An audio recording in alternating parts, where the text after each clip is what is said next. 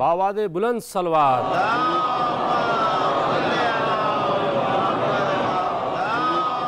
DD Urdu کی جانب سے عزاداران امام حسین کے لیے یہ فرش عزا بچھائی گئی ہے۔ آئیے مجلس کا آغاز کرتے ہیں۔ میں بہت ہی ادب و احترام کے ساتھ سوز خوانی کے لیے دعوت دے رہا ہوں محترم جناب قمر حسن نقوی صاحب کو کہ وہ تشریف لائیں اور سوز خوانی سے مجلس کا آغاز کریں۔ بولے پدر سے اکبر برچھی نہ کھینچنا، بولے پدر سے اکبر برچھی نہ کھینچنا، ہے جان اب لبوں پر، ہے جان اب لبوں پر، برچھی نہ کھینچنا، بولے پدر سے اکبر برچھی نہ کھینچنا،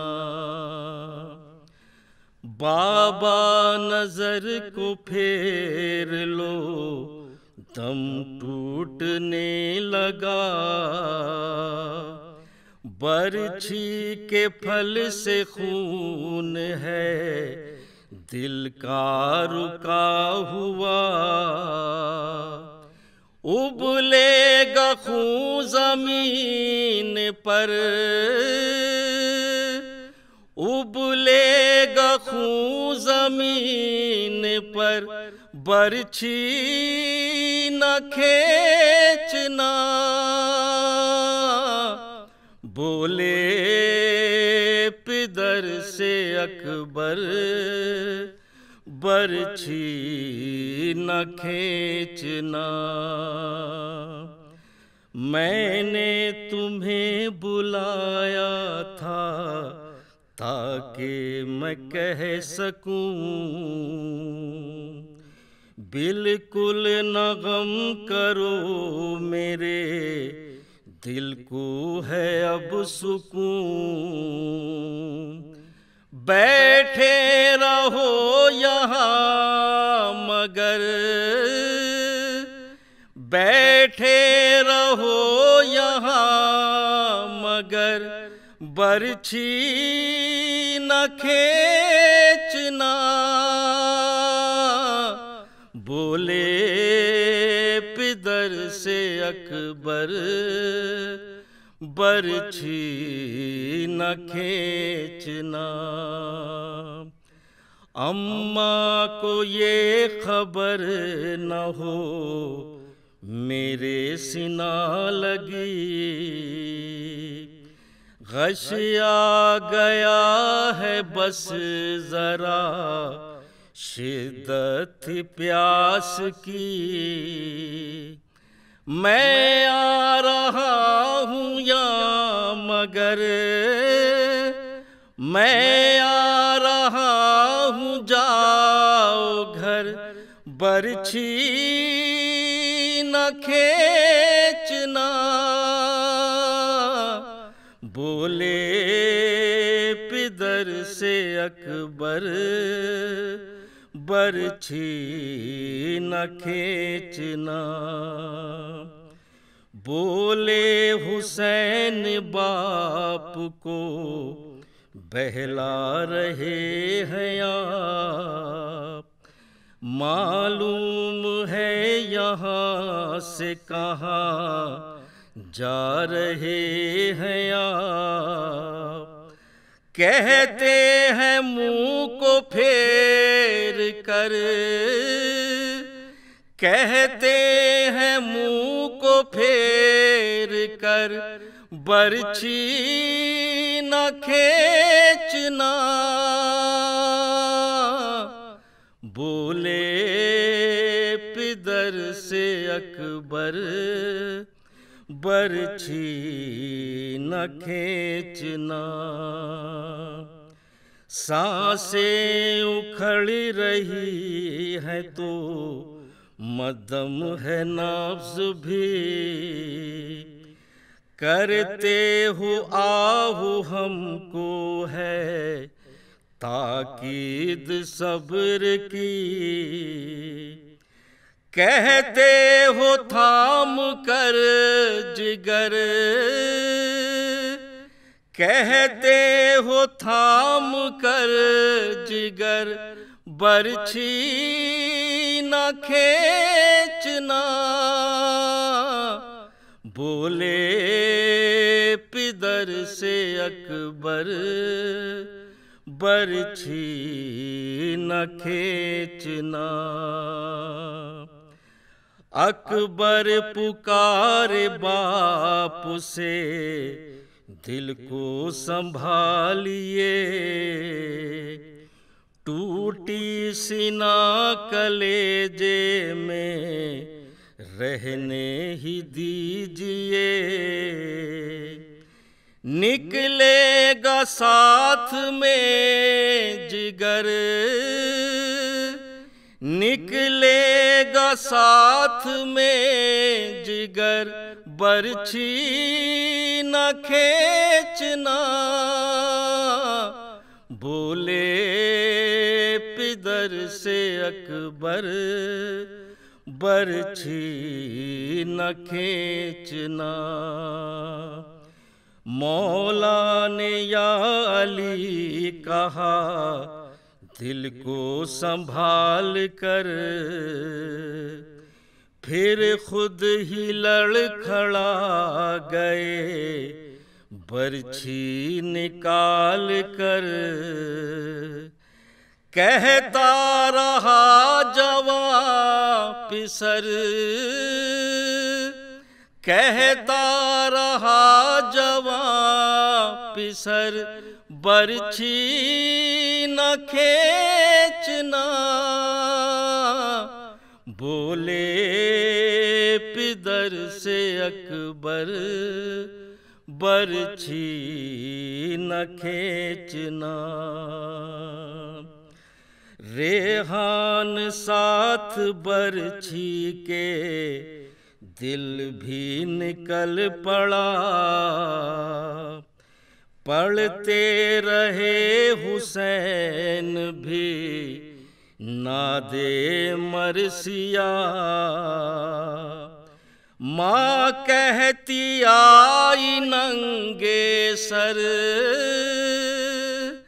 ماں کہتی آئی ننگے سر، برچھی نہ کھینچنا۔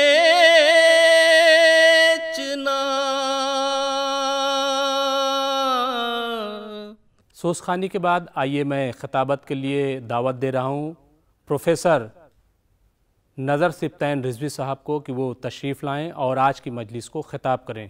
لا حول ولا قوة الا باللہ العلی العظیم۔ اعوذ باللہ من الشیطان اللعین الرجیم۔ بسم اللہ الرحمن الرحیم۔ الحمد للہ رب العالمین، والصلاة والسلام علی اشرف الانبیاء والمرسلین، سیدنا و نبینا و شفیع ذنوبنا و حبیب قلوبنا بالقاسم محمد۔ اما بعد فقد قال اللہ تبارک و تعالی فی کتابہ المبین، وہو اصدق الصادقین، وقولہ الحق۔ بسم اللہ الرحمن الرحیم۔ والعصر ان الانسان لفی خسر الا الذین آمنوا وعملوا الصالحات وتواصوا بالحق وتواصوا بالصبر۔ قرآن حکیم کے سورہ والعصر جس کی تلاوت کرنے کا میں نے آپ کے سامنے شرف حاصل کیا، پروردگار عالم اس میں ارشاد فرما رہا ہے کہ عصر کی قسم، تمام انسان گھاٹے میں ہیں، ان الانسان لفی خسر، تمام انسان خسارے میں ہیں سوائے ان کے کہ جو ایمان لائے اور عمل صالح کیا، اور جو حق کی وصیت کرتے ہیں اور صبر کی وصیت کرتے ہیں۔ ایک عجیب طریقے کی فلسفی بقائے انسانیت کے لیے قرآن حکیم نے پیش کیا، کیونکہ ایک سوشل مائنڈ ہوتا ہے جو لوگوں کا جنرلی ہوتا ہے، اور وہ بنتا چلا جاتا ہے، اس کے مطابق سوچ ڈیولپ ہوتی چلی جاتی ہے۔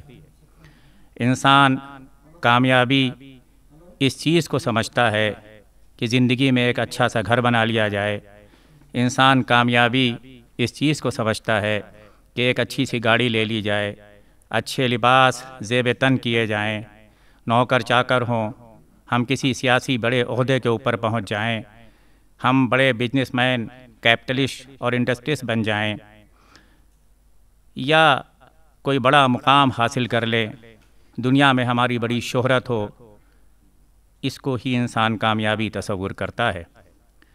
دراصل قرآن حکیم نے اس کے اوپر بالکل اس سوچ کے اوپر پہرا لگا دیا، جس میں پروردگار عالم نے یہ ارشاد فرمایا کہ کامیابی یہ نہیں ہے جو تم یہ تصور کرتے ہو، بلکہ کامیابی وہ ہے جس میں اصل میں بقائے انسانیت ہو، اور بقائے انسانیت کے لیے پروردگار عالم کے اوپر یقین رکھنا اور روز آخرت کا یقین رکھنا، جو تمام مذاہب میں اور تمام ریلیجنس میں الگ الگ طریقے سے بیان کیا گیا ہے، یہ ضروری ہے۔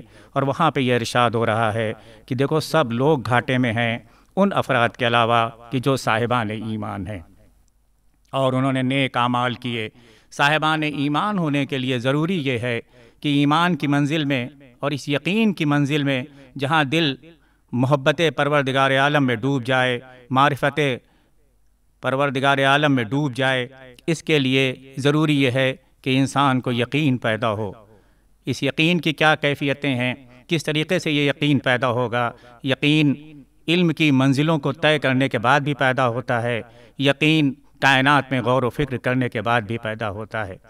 کائنات بھی پروردگار عالم کی ایک کتاب ہے، اور خود کتاب حکمت یعنی قرآن حکیم میں پروردگار عالم نے تمام ایسی چیزیں بیان کی ہیں کہ اگر انسان اس کتاب کو غور سے پڑھے، اور آج یہ کتاب تمام لوگوں کے لیے جو ہدایت کی کتاب ہے، یہ صرف مسلمانوں کے لیے نہیں ہے، یہ صرف متقین کے لیے نہیں ہے، یہ صرف صالحین کے لیے نہیں ہے، یہ صرف مومنین کے لیے نہیں ہے، یہ صرف محسنین کے لیے نہیں ہے، باقی تمام انسانوں کے لیے ہے۔ ہر انسان اس سے ہدایت پا کر کے ترقی حاصل کر سکتا ہے اور اپنی دنیا کو اور آخرت کو کامیاب بنا سکتا ہے۔ دراصل آخرت کی کامیابی دنیا کی کامیابی سے جڑی ہوئی ہے، اور دنیا کیسے کامیاب ہوگی؟ اس وقت تک دنیا کسی کے کامیاب ہو ہی نہیں سکتی جب تک اس کے دل میں جذبہ محبت نہ ہو، جذبہ انسانیت نہ ہو، اور ایسا جذبہ نہ ٹھاٹھے مار رہا ہو کہ اس کو درد محسوس ہو اگر کہیں انسانیت کے اوپر ظلم ہو، اگر کہیں انسان پریشان ہو۔ تو پروردگار عالم نے اپنی محبت کو جوڑ دیا انسانوں کی محبت سے، اور اس کے لیے پیغام تمام دیے اور یقین کرنے کے لیے تمام کتابیں نازل کیں۔ لیکن قرآن حکیم میں اگر ہم غور کریں تو جیسے سورہ رحمان میں پروردگار عالم ارشاد فرما رہا ہے کہ الشمس والقمر بحسبان، دیکھو چاند اور سورج دونوں، شمس سورج، قمر چاند اور سورج دونوں ایک حساب کے پابند ہیں۔ یہ کس حساب کی گردش ہے؟ آج سے 1400 سال پہلے جب یہ آیہ کریمہ قرآن حکیم میں نظر آئی ہوگی تو لوگوں کو سمجھنے میں بہت دقت آئی کہ آخر یہ کس حساب کی بات ہو رہی ہے، یہ کس گردش کی بات ہو رہی ہے، کیونکہ دنیا علم و ادب کی فکر ابھی تک اس رسائی تک نہیں پہنچی کہ وہ یہ سوچ سکے۔ یہاں تک تو کچھ باتیں ہوئی ہیں کہ زمین گردش کرتی ہے، لیکن طے یہ بھی نہ ہو سکا تھا اس وقت تک اور اس کے بہت بعد تک کہ زمین سورج کے گرد گردش کرتی ہے، کہ سورج زمین کے گرد گردش کرتا ہے۔ تو یہ مسئلہ عجیب کنفیوژن کا بنا ہوا تھا، لیکن کیا کہنا، ہماری جانیں قربان ہو ایسی کتاب حق کے اوپر جس میں یہ ارشادات تھے کہ جو 1000 سال میں سائنس جن ترقیوں کو اور جن منزلوں کو چھوتی ہے، جہاں تک پہنچتی ہے، وہاں تک چند سیکنڈ میں اور چند منٹوں میں وہ چیزیں قرآن حکیم کے ذریعے ہم تک پہنچ سکتی ہیں اور انسانیت پہنچ جاتی ہے، جس میں پروردگار عالم نے یہ ارشاد فرمایا کہ دیکھو چاند اور سورج دونوں ایک حساب سے چل رہے ہیں۔ کہیں پہ یہ ارشاد ہو رہا ہے سورہ یاسین میں کہ سورج اپنے ایک ٹھکانے کی طرف جا رہا ہے، کہیں پہ یہ ارشاد ہو رہا ہے کہ کل فی فلک یسبحون، ہر چیز اپنے مدار میں تیر رہی ہے، ہر چیز اپنی آربٹ میں تیر رہی ہے۔ یہ اتنا بڑا علمی چیلنج ہے قرآن حکیم کا کہ آج انسان کی فکر اس بات سے بہت زیادہ متاثر ہوتی چلی جا رہی ہے کہ جس وقت دوربینوں کا وجود نہیں تھا، دوربینوں کا کانسیپٹ تک نہیں تھا، کیونکہ دوربین کے بارے میں جو کانسیپٹ آیا وہ گیلیلیو نے دیا 1609 میں بظاہر جو دنیا کے سامنے آیا، لیکن ابن الہیثم نے اپنی کتابوں میں اس کا تذکرہ جس کو الحوزن کے نام سے مشہور ہے، اس نے بہت پہلے کر دیا تھا، 1000 سال پہلے، لیکن اس سے پہلے تھیوری آف آپٹکس کو پیش کرنے والی آل محمد کی شخصیت میں امام جعفر الصادق علیہ السلام تھے۔ تو اس کا مطلب یہ چیزیں بعد میں وجود میں آئی ہیں، لیکن تذکرہ قرآن حکیم میں پہلے ہو رہا ہے۔ ایک شخص اگر آپ اس کو اس طریقے سے لیں کہ محمد عربی کی شخصیت وہاں کے اوپر موجود ہے اور وہ یہ کہہ رہی ہے کہ دیکھو سورج بھی چل رہا ہے، تو کون یقین کرے گا؟ لیکن جب آج کے علم فلکیات کے ماہرین نے دیکھا اور اس کے بعد اس کو سمجھا گیا تو پتہ یہ لگا کہ سورج تو ایک تارہ ہے، سورج جیسے کروڑوں تارے ہماری کہکشاں کے اندر موجود ہیں، اور یہ سارے تارے جو ہماری کہکشاں کے اندر موجود ہیں اپنی کہکشاں کے مرکز کے چاروں طرف گھوم رہے ہیں۔ سورج بھی پورے اپنے سولر سسٹم کو لیے ہوئے، یعنی تمام پلینٹس کو لیے ہوئے اور ہیڈ آف دا فیملی کی طرح اس کہکشاں کے مرکز کے چاروں طرف چکر لگا رہا ہے، اور یہ 250 کلومیٹر فی سیکنڈ کی رفتار سے گھوم رہا ہے، اور اپنے کہکشاں کے مرکز کا ایک چکر تقریباً 250 ملین ایئرز یعنی 25 کروڑ سال میں پورا کرتا ہے، اور اس کو ہم کاسمک ایئر کہتے ہیں۔ یہ بات آج لوگوں کے سامنے آئی ہے، یہ بات آج لوگ جانے ہیں کہ سورج کی بھی گردش ہے، اپنی کہکشاں کے مرکز کے چاروں طرف سورج بھی گھوم رہا ہے۔ قرآن حکیم اعلان کر رہا ہے کہ کل فی فلک یسبحون، ہر چیز کل ٹوٹلٹی کے لیے، فلک آربٹ کے لیے، فلک مدار کے لیے، فلک ایک پرٹیکولر ٹریک کے لیے یسبحون۔ اور جب میں نے اس کی تفسیروں کو دیکھا، اس کی تفسیر کو دیکھا تو اس میں یہ آیا کہ جس طریقے سے صافے کو لپیٹا جاتا ہے اور اس کے بعد اس کے گھومنے کا پاتھ بدلتا رہتا ہے، اس طریقے سے چیزیں گھوم رہی ہیں اپنے آربٹ کے اندر۔ کتنا واضح اشارہ ہے اور کیسا اشارہ ہے یہ قرآن حکیم کا۔ اگر آپ دیکھیے تو چاند اسی انداز سے زمین کے گرد گھوم رہا ہے، زمین اسی انداز سے سورج کے گرد گھوم رہی ہے، سورج اسی انداز سے اپنے کہکشاں کے مرکز کے چاروں طرف گھوم رہا ہے۔ تو پتہ یہ لگا کہ یہ عجیب قانون قدرت ہے۔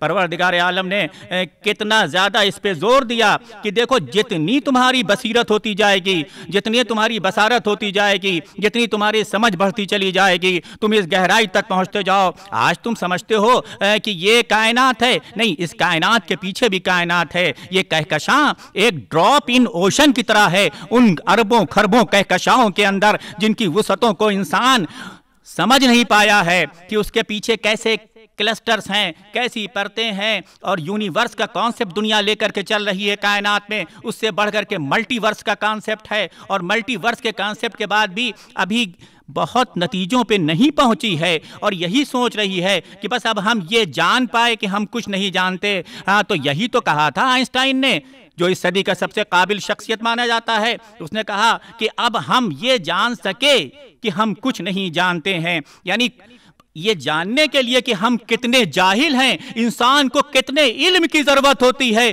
چہ جائے کہ انسان انیشلز کو کسی چیز کے جان لیتا ہے تو اپنے کو عالم سمجھنے لگتا ہے، لیکن ہماری جانیں قربان ہوئیں اس مولائے متقیان حضرت علی ابن ابی طالب علیہ السلام کے اوپر، جس کے لیے محمد مصطفیٰ صلی اللہ علیہ وآلہ وسلم نے ارشاد فرمایا کہ میں شہر علم ہوں اور علی اس کا دروازہ ہے۔ اس نے ارشاد فرمایا نا کہ دیکھو جو کچھ پوچھنا ہو مجھ سے پوچھ لو قبل اس کے کہ تم مجھے کھو دو۔ لیکن قوم اتنی ناسمجھ تھی، لوگ اتنے ناسمجھ تھے کہ اس کو کچھ سمجھ نہیں پائے کہ کیا پوچھنا ہے اور کیا سمجھنا ہے۔ یہ وہ شخصیتیں تھیں کہ اگر ان کے اشاروں کو انسانیت سمجھتی، ان کی باتوں کو لوگ سنتے، تو آج دنیا میں امن و امان ہوتا، جنت کا وہ تصور دنیا میں ہی ہوتا جو ایک انسان صرف سوچ سکتا ہے۔ عزیزان محترم، کتنی بڑی باتیں ان میں بیان کی گئی ہیں۔ آج آپ یہ دیکھیے کہ اس صدی میں ایٹامک تھیوری کی بات ہوئی ہے اور ایٹم اور ذرے کی بات ہوئی ہے۔ یعنی اگر آپ ایک لیول رکھیے جہاں سے ذرے کو مانیے اور اس کے نیچے جانے کو جو ہے ایک لیول رکھیے اور اس کے اوپر کا ایک لیول رکھیے، یعنی کہکشاں اور کائناتوں تک ذرے کو اگر آپ ایک لمٹ مانیے، تو یہاں پہ آپ جانتے ہیں کہ 10⁻⁻12 میٹر اور اس سے زیادہ چھوٹے 10⁻⁻40 تک جو ہے وہ آپ کو ذرات کی دنیا میٹر میں ملتی چلی جا رہی ہے۔ ابھی تو یہی سمجھا گیا تھا کہ ذرے کو توڑا نہیں جا سکتا، لیکن جب زیادہ غور سے دیکھا گیا اور سائنس و تجربے آگے بڑھے تو دیکھا کہ نہیں، ذرے کے اندر جو پارٹیکلز ہیں یعنی الیکٹرانز، وہ اپنے ایک مرکز کے چاروں طرف گھوم رہے ہیں، اور صرف مرکز کے چاروں طرف نہیں گھوم رہے ہیں بلکہ اپنے ایکسس پہ بھی اسپن کر رہا ہے۔ پتہ یہ لگا کہ اگر تمہارے پاس دوربینیں نہ ہوں، اگر تمہارے پاس دیکھنے کی صلاحیت نہ ہو، اگر تمہارے پاس مائکروسکوپ نہ ہو، اگر تم مائکرو ورلڈ کو نہ آبزرو کر سکو، تو دیکھو یہ کہ چونکہ ہم توحید کے علمبردار ہیں، اس لیے ہمیں ہمارے قانون میں تمہیں یکسانیت نظر آئے گی۔ جو قانون ہمارا کہکشاؤں کے لیے ہے، جو قانون ہمارا تاروں کے لیے ہے، وہی قانون ہمارا ذرے کی دنیا کے اندر بھی موجود ہے کہ وہ بھی اپنے ایکسس پہ گردش کر رہے ہیں پارٹیکلز، اور اس کے علاوہ ایک مرکز کے گرد گھومتے چلے جا رہے ہیں۔ تو کتنی عجیب آیے کریمہ تھی یہ آواز جو محمد مصطفیٰ نے عرب کے ریگستان سے بلند کی تھی، اور اسی لیے تو کہا جاتا ہے کہ کونو مع الصادقین کی منزل میں یہ وہ افراد ہیں کہ ایک آدمی اور ایک شخصیت اپنے ملک کے لیے سچا ہو سکتا ہے، اپنی قوم کے لیے سچا ہو سکتا ہے، اس زمانے کے لیے سچا ہو سکتا ہے، اور بہت اچھا آدمی بھی ہو سکتا ہے، لیکن ضروری نہیں کہ وہ جو کانسیپٹ پیش کر دے دوسری صدی میں بھی وہ کانسیپٹ رہے، تیسری صدی میں بھی وہ کانسیپٹ رہے۔ لیکن دنیا اس بات کی گواہ ہے کہ کم سے کم 1400 سال بیت گئے، اور اس وقت قولوا لا الہ الا اللہ تفلحوا کی جو آواز بلند ہوئی تھی وہ آج بھی اسی روانی کے ساتھ باقی ہے، کیونکہ انسان جتنا غور و فکر کرتا چلا جا رہا ہے، اس منزل میں عقل اس کی رہنمائی کرتی چلی جا رہی ہے۔ یفصل الآیات لقوم یعقلون، ہم نے تفصیل کے ساتھ بیان کر دی ہے آیات کو صاحبان عقل کے لیے۔ تو عقل ضروری ہے، علم ضروری ہے ان چیزوں کو سمجھنے کے لیے، کیونکہ بغیر علم کے کچھ نہیں ملتا۔ ہاں، یہ ایک الگ موضوع اور بحث ہے کہ جب شیطانی دماغ میں علم پہنچتا ہے، اول تو علم نہیں پہنچتا، وہ ایک دوسرا مسئلہ ہے، لیکن جو لوگ کچھ کانسیپٹ دیتے ہیں اس کا جب وہ غلط استعمال کرتا ہے تو اسی علم کے ذریعے دنیا میں تباہی پھیلائی جاتی ہے۔ پہلی جنگ عظیم اس کی گواہ، دوسری جنگ عظیم اس کی گواہ، ہیروشیما اور ناگاساکی اس کے گواہ۔ میں کیمسٹری کا طالب علم ہوں، کتنا غلط استعمال کیا گیا دنیا میں علم کیمیا اور علم کیمسٹری کا کہ آپ یہ دیکھیں لاکھوں لوگوں کی موت کا سبب بن گیا۔ کیا یہ علم اسی لیے دنیا میں آیا تھا؟ کیا اس علم کے فادر آف کیمسٹری، بابا کیمسٹری جو کہے جاتے ہیں، جن کو گیبر دی گریٹ کہا جاتا ہے اور ان کا پورا نام ہے موسیٰ الجابر ابن حیان، یہ شاگرد خاص تھے امام جعفر الصادق علیہ السلام کے، اور انہوں نے تمام علم کیمیا میں کتابیں لکھیں اور تمام رسالے لکھے۔ آج دنیا میں جو کیمسٹری پہنچی ہے، جس کو جارج سالٹن نے ہسٹری آف سائنسز میں جو father of history of sciences کہا جاتا ہے، اس نے یہ چیزیں بیان کی ہے کہ صاحب علم کیمسٹری کے اوپر جابر ابن حیان کا احسان ہے۔ آج تمام ایلیمنٹس، تمام پروسیس جابر ابن حیان کی دین ہیں۔ تو عزیزان محترم، کیا یہ علم اسی لیے آیا تھا؟ نہیں، یہ علم اس لیے نہیں آیا تھا کہ دنیا کو تباہی اس علم کے ذریعے پہنچائی جائے یا دوسرے دیگر علوم کے ذریعے، بلکہ دنیا کی بقا کے لیے علم ہے۔ تو جو لوگ، اسی لیے پہلے ضروری ہے کہ دل پاک ہو، فکر پاک ہو، اور اگر دل نہیں پاک ہے تو علم اس کے اندر اور نجاست پیدا کر کے لوگ شیطانی قوت و طاقت کے چنگل میں آ کر کے اپنے علم کے ذریعے، اپنی منفعت کے ذریعے دنیا کو تباہی کے دہانے پہ پہنچا دیتے ہیں۔ پروردگار عالم نے اپنی کتاب میں بڑے اشارے واضح کیے اور اس میں یہ کہا کہ ہر چیز اپنی مدار اور آربٹ میں تیر رہی ہے۔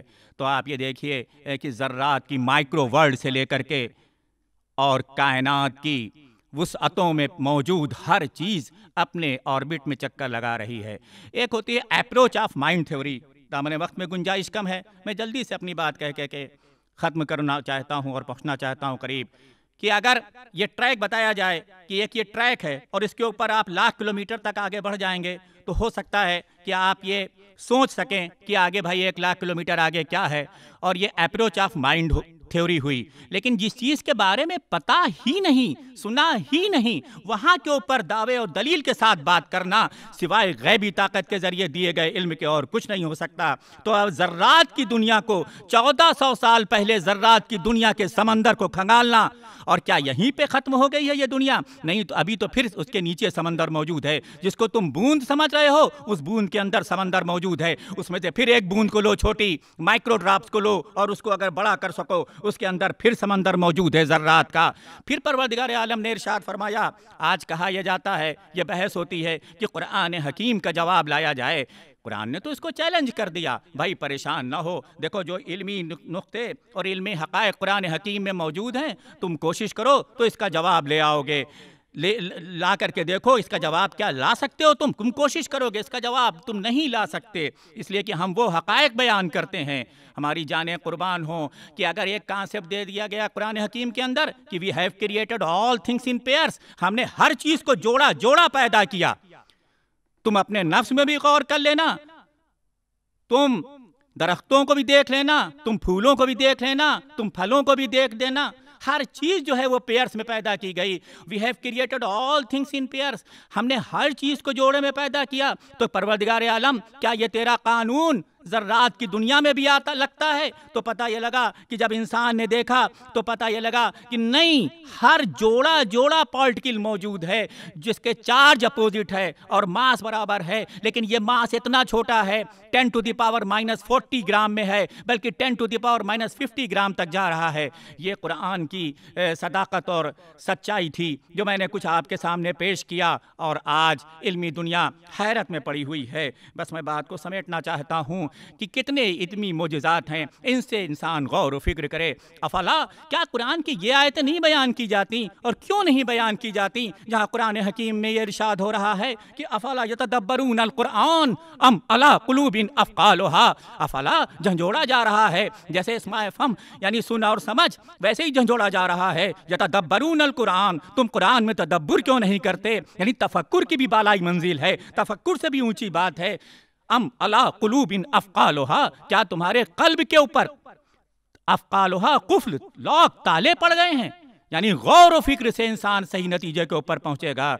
تو میرے عزیزوں اور ماتم داران حسین، یہ ایسی کتاب، اس پہ غور کرو۔ تو جب یہ آرگنائز سسٹم ہے تو بغیر بنانے والے کی کوئی عمارت تعمیر نہیں ہوتی، اتنے ہی سپر آرگنائز سسٹم ہے تو کوئی برین ہوگا، کوئی طاقت علم والی ہوگی جس نے اس کائنات کو پیدا کیا، تو وہی تو بتائے گی جس نے مجھ کو پیدا کیا، وہی تو بتائے گی کہ کیوں پیدا کیا۔ وَالْعَصْرِ إِنَّ الْإِنسَانَ لَفِي خُسْرٍ إِلَّا الَّذِينَ آمَنُوا وَعَمِلُوا الصَّالِحَاتِ۔ دیکھو، جب تم ایمان لاؤ تو امیجیٹ ریفلیکشن یہ ہو کہ عمل صالح کی طرف بڑھ جاؤ، کیونکہ اگر کوئی کہہ دے کہ خدا نخواستہ یہاں پہ اسنیک ہے تو تمہارا امیجیٹ ریفلیکشن یہ ہوگا کہ اس کی بات پہ یقین کر کے فوراً اپنے کو بچانے کی کوشش کرو گے۔ تو علم کا فوراً امیجیٹ ریفلیکشن جو ہے وہ عمل ہونا چاہیے۔ اور کیسا عمل؟ عمل صالح، نیک عمل، وہ عمل جو انسانیت کی بقا کا ضامن ہو، وہ عمل کیونکہ تمہارا وقت لگ رہا ہے۔ یہاں شروع میں قسم کھائی جا رہی تھی کہ وقت کی قسم، وقت ہر چیز سے جدا نہیں کیا جا سکتا، کسی چیز سے وقت جدا نہیں کیا جا سکتا قول و فعل کے ذریعے، لیکن یہ اہم وقت تھا، وہ وقت عصر اور وہ وقت عاشور، جس کی شاید تفاسیر میں ترجمانی کی گئی ہے کہ امام نے ارشاد فرمایا اس وقت عصر کا تذکرہ کیا جا رہا ہے جو شہادت امام عالی مقام کا تھا۔ یہی پیغام امام ہے کہ دیکھو، تم اگر علمی دنیا میں جاؤ تو سمجھو کہ مقصد حیات کیا ہے، درد ملت کیا ہے۔ لفظ ہم درد اپنے میں اگر ڈیفائن کیا جاتا ہے تو یہی کہ جب آپ دوسرے کے درد کو محسوس کریں۔ لیکن بات یہیں نہیں ختم ہو جاتی، باقی آگے کہا جا رہا ہے وَآمِنُوا وَعَمِلُوا الصَّالِحَاتِ وَتَوَاصَوْا بِالْحَقِّ وَتَوَاصَوْا بِالصَّبْرِ۔ یہ حق کی وصیت کرتے ہیں اور صبر کی وصیت کرتے ہیں، تو حق کی وصیت کون کرے گا؟ جس کو شناخت حق ہوگی، اور صبر کی بات کون کرے گا؟ جس کو صبر کی منزلت معلوم ہوگی۔ بس میں اپنی بات کو تمام کرنا چاہتا ہوں۔ ہاں، کیا کوئی ایسا صبر کرنے والا ہے جیسا حسین ابن علی نے صبر کیا؟ جب کوئی لڑنے کے لیے جاتا ہے، جب کوئی قربانی دینے کے لیے جاتا ہے، کیا اس طرح اپنے گھر کے چھوٹے چھوٹے بچوں کو لے کے جاتا ہے؟ کیا بیویوں کو لے کر کے جاتا ہے؟ حسین نے جب مدینے سے سفر کیا تو بیویوں کو ساتھ لیا تاکہ مقصد حسین سے بعد میں آگاہ کریں، بچوں کو ساتھ لیا اور ایک چھوٹے بچے کو ساتھ لیا جس کو علی اصغر کہا جاتا ہے۔ دنیا میں جب دوسری جنگ عظیم کے بعد امن عالم کی ضرورت ہوئی تو لیگ آف نیشنز کے زمانے میں پوری دنیا میں جو پہلی پیس اپیل کی گئی وہ اس بچے کے نام کے ذریعے کی گئی۔ یہ قربانی علی اصغر کا اثر ہے کہ دنیا میں جو پہلی امن کی اپیل کی گئی وہ اس بچے کے نام سے کی گئی، کیونکہ جب جنگ ہوتی ہے تو ڈائریکٹلی یا انڈائریکٹلی بچے متاثر ہوتے ہیں۔ عزیزوں، بس یہ بچہ اپنی بہن کی گود کو نہیں چھوڑ رہا تھا۔ امام نے کان میں کہا، اے بیٹا، تمہیں کربلا میں قربانی دینی ہے۔ بچہ ہمک کے آیا، لیکن بہن باہوں کو پھیلائے رہی، میں آخری بار اپنے بھیا کو پیار تو کر لوں، ارے کس طرح اپنے سے جدا کروں، ارے تڑپتی رہی۔ اس کے بعد المختصر یہ قافلہ میدان کربلا پہنچا 2 محرم کو، اور وہ وقت بھی آ گیا جب امام یکا و تنہا حل من ناصرین ینصرنا کی آواز، اور امام کی اس آواز کو لبیک کہنے والی شخصیت، یہ معصوم علی اصغر رباب کا بیٹا، اس نے اپنے کو جھولے سے گرایا۔ امام نے جب رونے کی آواز سنی، ارے دوڑ کر خیمے میں پہنچے، اے اہل حرام، ابھی تو ہم زندہ ہیں، ارے یہ رونے کی آواز کیوں؟ کہا گیا ارے بچے نے اپنے کو جھولے سے گرا دیا۔ امام نے کہا لاؤ مجھے بچے کو دو۔ امام نے بچے کو اپنی آغوش میں لیا اور لے کر کے میدان کربلا کی طرف بڑھے۔ ظالم سمجھے کہ حسین قرآن لا رہے ہیں۔ ایک مرتبہ جب ابا کا دامن ہٹایا، ارے تو پھول سا کملایا ہوا چہرہ، تمام حجت کے لیے بچے کو گرم زمین پہ لٹال دیا۔ اے بیٹا، تم حجت خدا کے فرزند ہو۔ اور اس کے بعد جناب علی اصغر نے اپنی سوکھی ہوئی زبان پپڑیوں بھرے ہونٹوں پہ پھیرنا شروع کی۔ ایک انقلاب پیدا ہونے لگا۔ ارے باطل کی آواز آئی، ارے حسین کے شیر خوار کو ختم کر دو۔ امام نے بچے کو گود میں لیا، ایک سنسنایا ہوا تیر بچے کی طرف بڑھا، بچہ امام کے ہاتھوں پہ الٹ گیا، ارے اگل دیا خون، ذبح ہو گیا۔ اور اس کے بعد اس بچے کی لاش کو لیے امام آگے بڑھتے ہیں۔ اعمال عاشورہ میں ہم کہتے ہیں نا کہ انا للہ و انا الیہ راجعون، رضاً بقضائہ و تسلیما لامرہ۔ امام کا 7 مرتبہ آگے بڑھے اور پھر پیچھے ہٹے کہ دیکھا کہ ایک غبار ہے۔ کہا رے یہ کون آیا؟ آ کے اس نے سلام کیا، کہا میں قاصد صغرا ہوں۔ امام کو بیٹی یاد آئی، بیٹھ گئے اور اس کے بعد خط صغرا کا پڑھنے لگے۔ اور اس کے بعد دیکھا کہ وہ دیکھ رہا ہے، کچھ تلاش کر رہا ہے۔ امام نے کہا اے بھائی، ارے تو کیا تلاش کر رہا ہے؟ کہا یہ تو پیغام لکھا تھا، لیکن یہ کہا تھا کہ خیمے کے در کے اوپر ایک گھٹنیوں چلتا بچہ نظر آئے گا، ارے دوڑ کے اٹھا لینا، ارے پیار کرنا، کہنا صغرا نے اسے بہت یاد کیا۔ امام نے سر کو جھکایا، صغرا یاد آئے، کہا اے بھائی، اسی صغیر کی تو یہ قبر بنایا ہے اور آنسوؤں سے اس کو تر کیا ہے۔ الا لعنۃ اللہ علی قوم الظالمین وان تدخلنی فی کل خیر ادخلت فیہ محمد وآل محمد وان تخرجنی من کل سوء اخرجت منہ محمد وآل محمد۔ بسم اللہ الرحمن الرحیم۔ السلام علیک یا ابا عبداللہ، السلام علیک یا ابن رسول اللہ،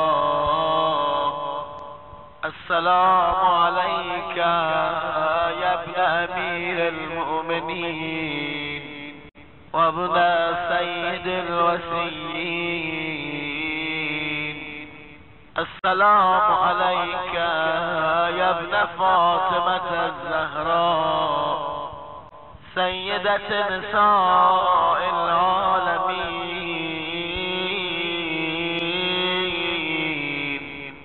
السلام عليك يا صار الله وابن صاره والمثل الموتور. السلام عليك وعلى الأرواح التي حلت بفنائك. عليكم مني جميعا سلام الله أبدا ما بقيت وبقي الليل والنهار. يا أبا